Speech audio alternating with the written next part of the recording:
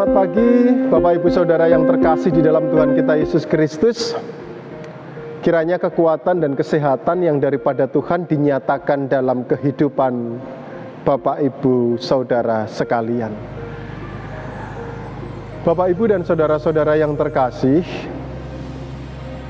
ketika kita mencermati kehidupan kita saat ini, kita dapat melihat dan merasakan bagaimana pesatnya perkembangan ilmu teknologi.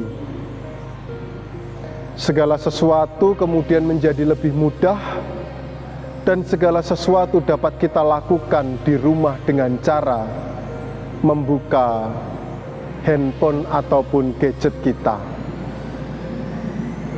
Nah, itulah yang kemudian sering kita rasakan di era digitalisasi saat ini.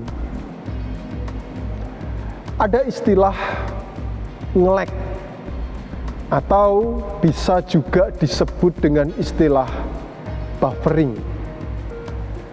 Biasanya nge-lag atau buffering itu terjadi ketika koneksi atau jaringan internet kita mengalami penurunan, bahkan terputus. Secara sederhananya itu terlihat ketika kita membuka YouTube. Karena jaringannya lemah ataupun terputus, biasanya kemudian muncul simbol lingkaran yang berputar-putar dan mengakibatkan video dari aplikasi YouTube itu tidak dapat diputar dengan baik. Nah, kalau kita boleh melihat dalam kehidupan spiritualitas kita, bagaimana yang terjadi? Apakah kemudian kehidupan spiritualitas kita juga buffering, juga nge-lag? Terkadang itu juga yang terjadi dalam kehidupan kita. Dalam keyakinan Kristen, memang tidak secara detail dijelaskan ataupun dirincikan seseorang itu berdoa di waktu kapan, hari apa, berapa kali. Memang tidak dijelaskan karena kemudian hal itu dikembalikan kepada yang bersangkutan. Dengan kesadaran diri itulah diharapkan seseorang dapat membangun hubungan yang intens dengan Tuhannya secara berkala. Tetapi realnya, karena memang tidak ada aturan yang pasti, seorang kemudian buffering, seseorang kemudian nge-lag, dan biasanya hanya berdoa ketika ia sedang ada dalam kondisi yang tidak baik. Dan ketika seseorang itu ada dalam kondisi baik, malah justru hubungan jaringan kita dengan Tuhan terputus.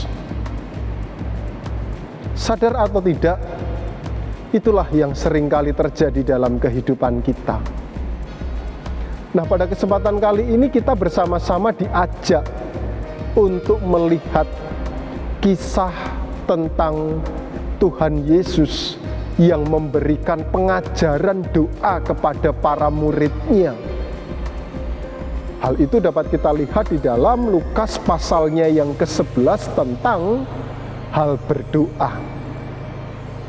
Dalam kisah itu kita dapat melihat bagaimana kemudian Tuhan Yesus meminta atau menghendaki agar umatnya atau muridnya benar-benar dapat membangun hubungan yang intens dengan Tuhan melalui permohonan-permohonan yang senantiasa harus dinaikkan dalam setiap doa-doanya kepada Tuhan. Karena ketika seseorang boleh membangun hubungan yang intens dengan Tuhan di dalam doa, maka nge-lag atau buffering itu tidak akan terjadi dalam kehidupan umatnya. Hal ini penting untuk kita lihat kembali dalam kehidupan kita hari lepas hari. Karena seringkali yang nampak adalah kita kurang dapat secara intens membangun ikatan emosional yang kuat dengan Tuhan. Sehingga buffering itulah yang kemudian nampak dalam kehidupan kita. Kita harus menyadari bahwa ketika kita membangun hubungan yang intens dengan Tuhan dalam doa, maka kita akan semakin teguh di dalam iman. Kita akan dapat lebih menghayati bagaimana keikutsertaan Tuhan dalam kehidupan ini, menguatkan dan memberkati setiap umatnya yang mau membangun koneksi yang lancar di dalam Tuhan. Dan pada kesempatan kali ini, mari kita bersama-sama membangun koneksi secara pribadi dengan Tuhan secara intens, sehingga kehidupan spiritualitas kita tidak mengalami buffering atau nge-lag. Selamat menghayati dan Tuhan memberkati kita selalu. Amin. Mari kita berdoa. Ya Allah Bapa Surgawi, kami menyadari selaku manusia terkadang kami kurang membangun koneksi yang baik kepada Tuhan. Seringkali yang nampak koneksi kami terputus, nge-lag ataupun buffering. Bahkan kami menyadari koneksi kami menjadi lancar adalah ketika kami berada di momen kedukaan, di momen banyaknya pergumulan. Dan ketika kami berada dalam kondisi yang stabil, koneksi kami kepada Tuhan menjadi terputus.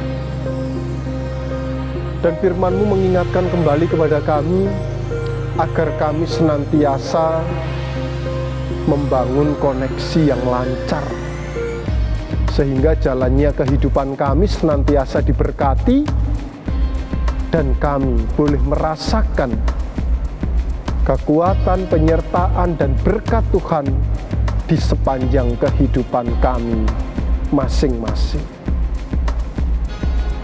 Oleh karena itu pada kesempatan kali ini Tuhan, kiranya Tuhan memampukan kami untuk dapat senantiasa selalu membangun koneksi yang baik kepada Tuhan. Bukan hanya saat kami merasa ada di dalam pergumulan saja, tetapi juga dalam kondisi stabil, kami tetap harus dapat membangun ikatan koneksi yang baik. Sehingga dengan demikian, hidup kami senantiasa Tuhan berkati.